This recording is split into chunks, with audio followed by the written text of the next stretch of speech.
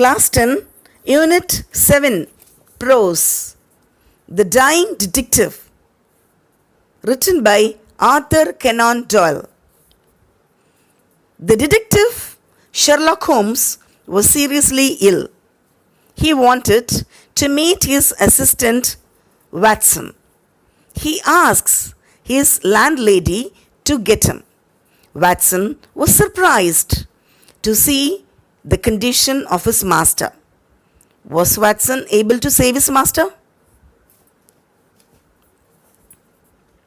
Mrs. Hudson, the landlady of Sherlock Holmes, came to me and said, "Mr. Holmes is dying. Mr. Watson, for 3 days he has been sinking, and I doubt if he will last another day. He would not let me get a doctor. I told him I could not stand it anymore and would get a doctor. He replied, 'Let it be Watson, then.' I was horrified, for I had not heard about his illness before. I rushed for my hat and coat. As we drove back, I asked her about the details. 'There is little I can tell you, sir. He has been working on a case down at Rotherhithe, near the river, and has brought this illness back with him. He took to bed on Wednesday afternoon and has never moved since. For 3 days, neither food nor drink has passed his lips.' 'Why did you not call a doctor?' I asked. 'He wouldn't have it, sir. I didn't dare to disobey him.' He was indeed a sad sight in the dim light of a foggy November day. The sick room was a gloomy spot, but it was the gaunt face, staring form, the bed that brought chill to my heart. His eyes had the brightness of fever. His cheeks were flushed, and his hand twitched all the time. He lay listless. 'My dear fellow,' I cried, approaching him. 'Stand back! Stand right back!' he cried. 'But why?' 'I want to help you,' I said. 'Certainly, Watson, but it is for your own sake.' 'For my sake?' I was surprised. 'What is the matter with me?' 'It is the disease from Sumatra. It is deadly and contagious. Watson, that's it. By touch.' 'Good heavens, Holmes! Do you think this can stop me?' I said, advancing towards him.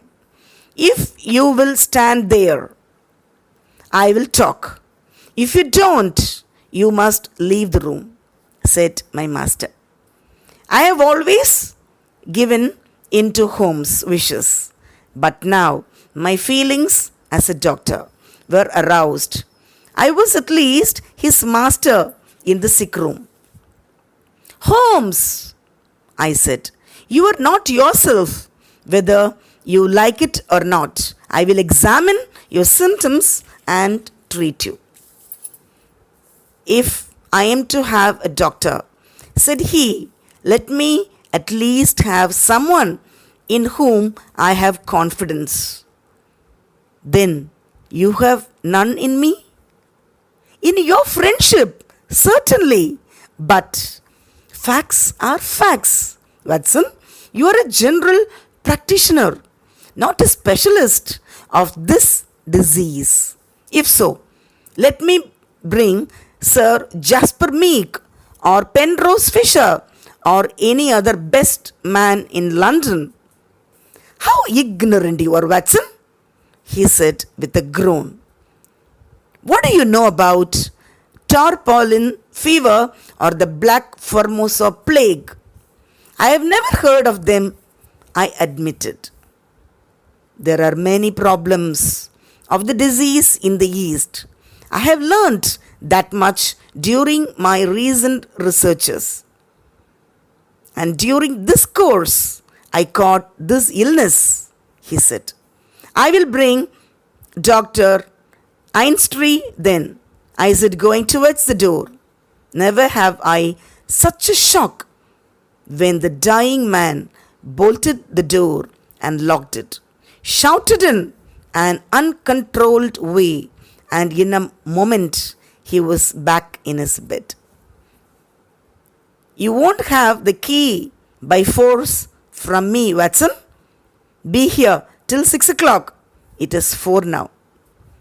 This is madness, Holmes, I said. Only 2 hours, Watson, then you can get a doctor of my choice. You can read some books over there. At 6, we will talk again. Unable to settle down to reading, I walked slowly round and round, looking at the pictures. Finally, I came to the mantelpiece, where among other things, I saw a small black and white ivory box with sliding lid. As I held it in my hands to examine it, I heard a dreadful cry. Put it down! Down at once!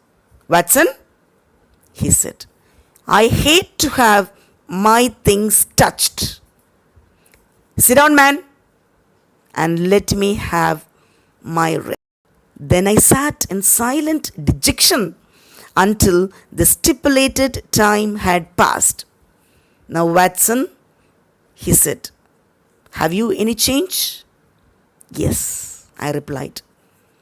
How many half-crowns? Put them in your watch pocket and all the rest in your trouser pocket. You will light the gas lamp, but it must be half on. You will have the kindness to place some letters and paper on the table within my reach. Now place the ivory box on the table within my reach. Slide the lid a bit with tongs. Put the tongs on the table. Good. Now you can go and fetch Mr. Culverton Smith of 13 Lower Brook Street. I was hesitant to leave him now. He was delirious. I have never heard of the name, I said. Well, he is the man who has the knowledge of this disease, but he is not a medical man. He is a planter. He lives in Sumatra, now visiting London. I didn't want you to go before 6 because you wouldn't have found him in his study.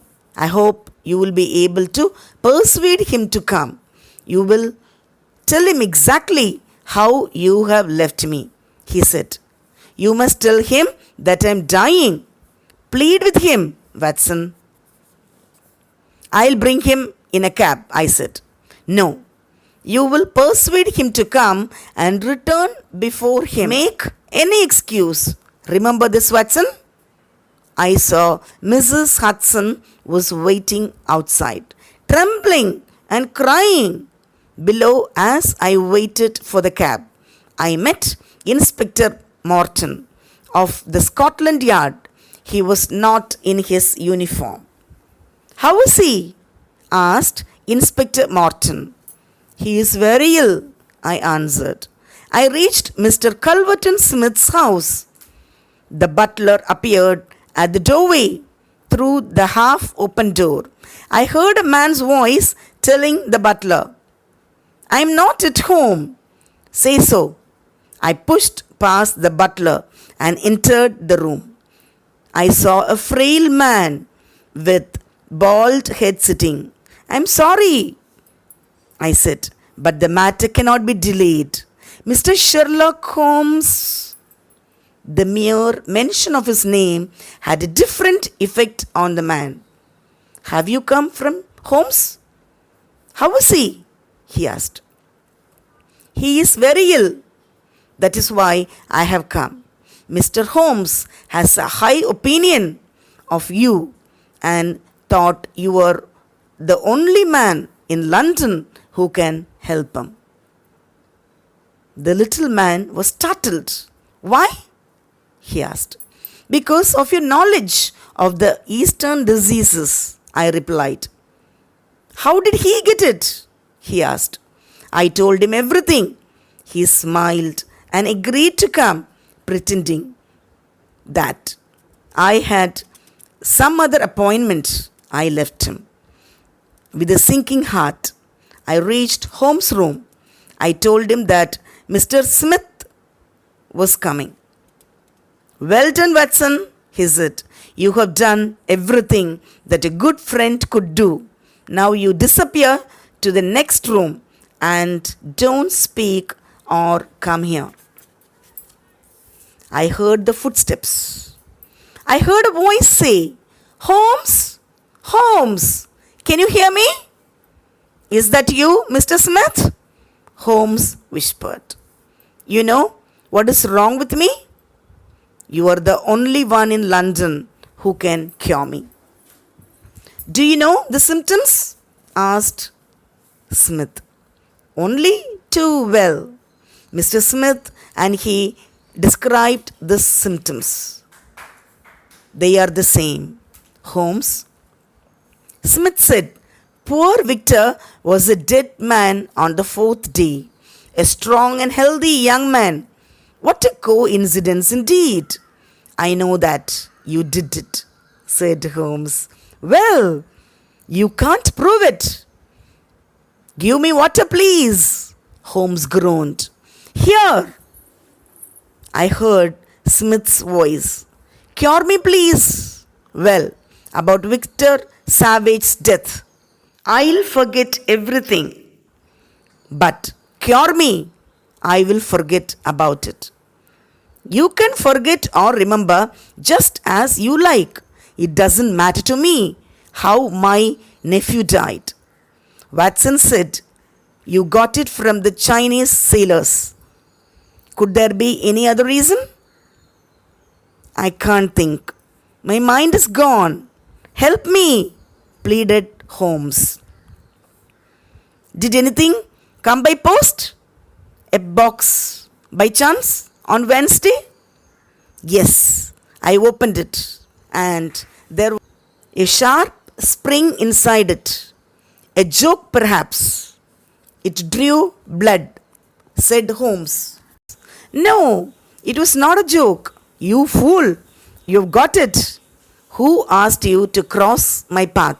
You knew too much about Victor's death. Your end is near. Holmes, I'll carry this box in my pocket. The last piece of evidence. Turn up the gas, Smith, said Holmes in his natural voice. Yes, I will, so that I can see you better. There was silence. Then I heard Smith say, What's all this? Successful acting, said Holmes. For 3 days I didn't taste anything, neither food nor drink. There were footsteps outside. The door opened and I heard Inspector Morton's voice. I arrest you on charge of murder, he said. If so, let me bring Sir Jaspeth Meek or Penrose Fisher or Holmes.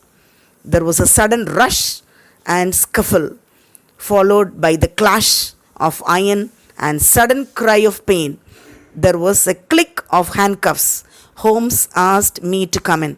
Sorry, Watson. I was rude to you.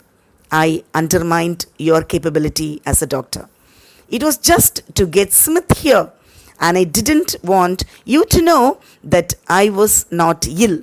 But your appearance, I said, 3 days fasting, and the makeup did the trick. The coins? Oh, that was only to prove that I was delirious, he laughed. I need to eat now, Watson. Mr. Smith killed his nephew, and he wanted to kill me the same way to avoid imprisonment. I need to eat now, Watson. I think that something nutritious at Simpson's would not be out of place And thank you, Watson, he said. Thank you.